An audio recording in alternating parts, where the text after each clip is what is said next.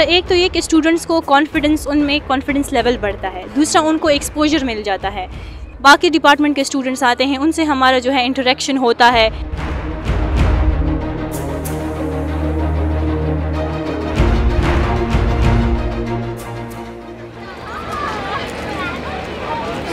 شنوار احمد افغانستان د ننګرهار ولایت سره تعلق لرم او دلته په پېښور پوهنتون د سټیټسټیک ډپارټمنټ محصل یم.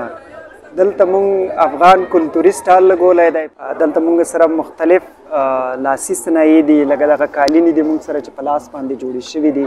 همدارنګه مونږ سره د زنانو جامې دي چې هغه هم لاسي کارونه دي. همدارنګه که ته وګورې مونږ سره د افغانستان وچه میوه یا ډرای فروټ دي مونږ سره. همدارنګه لمده میوه ده مونږ سره. د افغانستان او د خیبر پښتونخوا په کلتور او فرهنګ کې فرق نشته دی، نو همدې د وجې دا خلک موږ ته ډېره زیاته مینه راکوي او ډېر زیات راځي زموږ د کلتوري سټال څخه لیدنه که د دوی د مینې.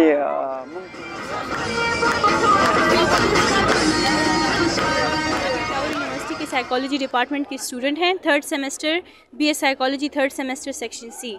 हमारा जो स्टॉल है मेजरली इसमें हम अफ़गान कल्चर को रिप्रेजेंट कर रहे हैं। एक साइड पे हमारे पास गजरे हैं फ्लावर्स के, फ्रेश फ्लावर्स हैं, एंड ये चूड़ियाँ हैं।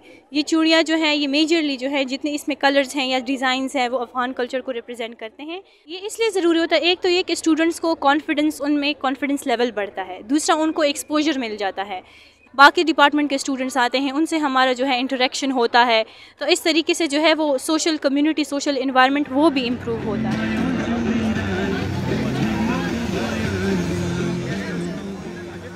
زما نوم ابراهیم نیازی دی. زه دلته سایکالوجي ډپارټمنټ کې سبق وایم، 3rd سیمسټر سټوډنټ یم او زموږ نن دا پروګرام دی. بیسیکلی زه د ډي ای خان یم، ډي ای خان نه تعلق ساتم او دلته هاسټل کې پاتې کېږم. دا خو موږ غواړو، لکه زه غواړم، زما هم دا سوچ دی. موږ سوله سایکالوجي هغه دی زموږ ډپارټمنټ نه یو داسې یو بس تللی و 402 ته، هلته یې ګایډ کړي ول خلک. اوس موږ علاقې چې کمې سوې د ډي ای خان لکې مروت بنو او دا کمې علاقې چې وزیرستان شوې، دلته زما خپله یو پلین دی انشاءالله میم سره به ډسکس کوم چې موږ یو داسې یو ټیم ولېږو هلته وزیرستان ته، د کمې جنوبي علاقې دي که نه، نو دلته یې ولېږو او لږ هغه خلک ټرین کو، تعلیم باره کې ورته ووایو، خپل ثقافت او تعلیم باره کې. ګوره تعلیم نشته هغه علاقې ځکه بدامني شکار دی، اتحاد نشته پکې. دا به موږ ټوله یو ځای کوو انشاءالله. زه خپله ډي ای خان نه تعلق ساتم، زما خپله یو غټ میشن دی چې ښه سکولان جوړ کړم، لوګو ته سایکالوجي وایم او خپلو خلکو باندې اپلای کړم. ډي ای خان په بنو وزیرستان څونه هم زموږ علاقې دي په ټولو باندې فالو کړم.